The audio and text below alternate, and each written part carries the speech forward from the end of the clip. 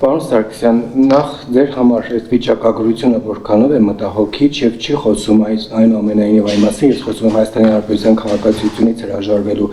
այդ թվի մասին, չի խոսում այն մասին, որ այս իշխանության խոստումները, այդ թվում եւ խաղաղության վերաբերյալ իրականության հետ ախորժ չունեն եւ ծնողներն այնուամենայնիվ ելքեր են փորձում գտնել, որպեսզի իրենց առական սեռի երեխաներին Հայաստանի Հանրապետության քաղաքացիությունից հրաժարվելու գործընթաց սկսեն եւ նաեւ ձեր խրախուսական մոտեցումները փողի տեսքով, նաեւ այն պատիժները, որ վերեք փող տվեք, որքանով են նման Նիկոլ Փաշինյանի ասած փողը տվեք, դուք անվեք, փողը տվեք, դուք անվեք, դուք մեկ նախագիծել եք վերել, էլի որը կապված էր փողի հետ եւ ըստ էության սա սոցիալական անհավասարություն չի առաջացնի եւ նաեւ այն քաղաքացին, որ հնարավորություն ունի իր երեխային ազատել, գումարը վճարի, հրաժարվի Հայաստանի Հանրապետության քաղաքացիությունից եւ մնան մարդիկ, ովքեր սոցիալապես անապահով են եւ նրանք գնան պաշտպանեն Հայաստանը հայրենիքը։ Շնորհակալություն։ Շնորհակալ եմ։ Իհարկե թվերը մտահոգիչ են եւ թվերի վերհանելով եւ մտահոգիչ լինելը իցույց դնելով եմ ես հանդես գալիս օրենսդրական նախաձեռնությամբ նաեւ հիմքում դնելով այս հիմնավորումները։ Ես դեռևս 2019 թվականից եւ առաջի անգամ դարձա ազգային ժողովի պատգամավոր սկսել եմ ուսումնասիրել զորակոչի հետ կապված խնդիրները եւ դեռևս 2019-2020 թվականներին դեռևս մինչեւ 2020 թվականի 44-օրյա պատերազմը ես հանդես եմ եկել մի շարք ելույթներով եւ վերլուծություններով նշելով, որ մեր ժամկետային զինծառայողների թիվը կրճատվել է էականորեն եւ վերել եմ շվել մի շարք գործիչներ անգամ քննադատեցին, թե ինչու եմ ես դրա մասին խոսում։ Ամեն դեպքում ավելի մանրամասն դա ներկայացրել եմ այն ժամանակվա 3 խմբակցություններին՝ Բարգավաճ Հայաստան, Լուսավոր Հայաստան եւ Իմ Քայլը Դաշինքին, նշելով, որ մենք ունենք լրջագույն խնդիր կապված զորակոչի հետ։ Խնդիրների մի մասը գալիս է նաեւ օբյեկտիվ պատճառներով, դա կապված է ծնելիության թվի անկումով եւ ծնված տղաների թվի նվազմամբ։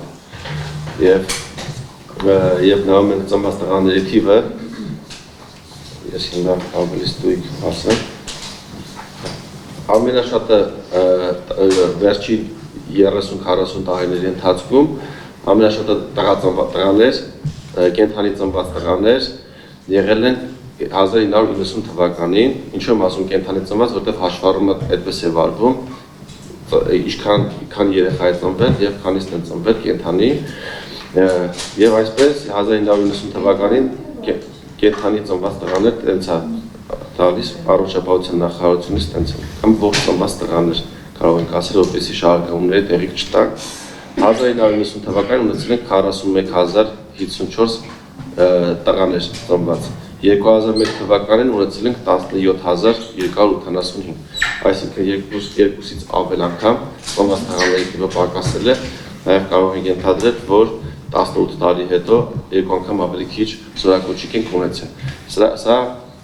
հասկանալի պատճառ է, բայց նաև կան այլ մտահոգիչ պատճառներ, դրանք են ստեղծված աշխարհական իրավիճակը եւ նաև 44-օրյա պատերազմը, եւ երբ նայում ենք քաղաքացիությունից հրաժարված անձանց թվի աճը, տեսնում ենք, որ 2020 թվականին ամենաշատն ենք ունեցել քաղաքացիությունից հրաժարվելու դեպքեր համեմատական մյուս տարիների հետ եւ 2020-ից հետո մինչեւ 2024-ը թիվը գնալով նվազել է։ Սա կապված է իհարկե անվտանգային վիճակով նույնպես։ Ինչ վերաբերվում է սոցիալական անարդարությանը, նշեմ, որ նախագիծը գալիս է ոչ թե սոցիալական անարդարություն բերելու, այլ վերականգնելու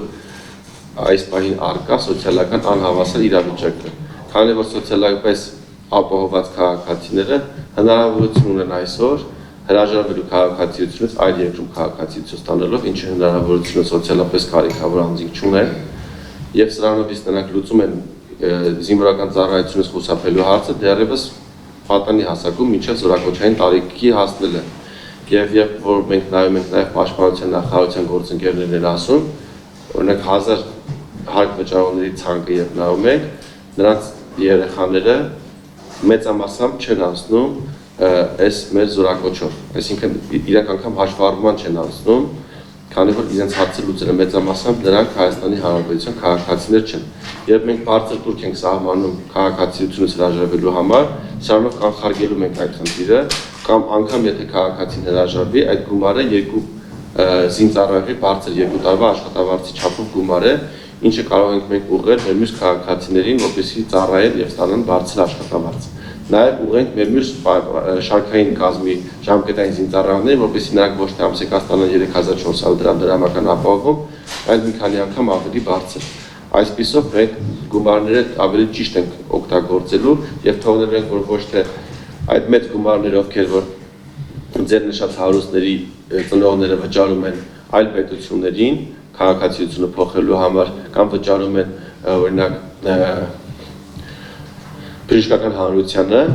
կվճարեն արդեն պետությանը եւ այդ գումարները արդեն սահուն կերպով կգնան մեր մյուս քաղաքացիների կյանքի որակը բարձրացնելու։ Սրանով իսկ մենք պետական եկամուտները կավելացնենք եւ կուղենք մեր քաղաքացիներին, ովքեր ծառայություն են անցնում։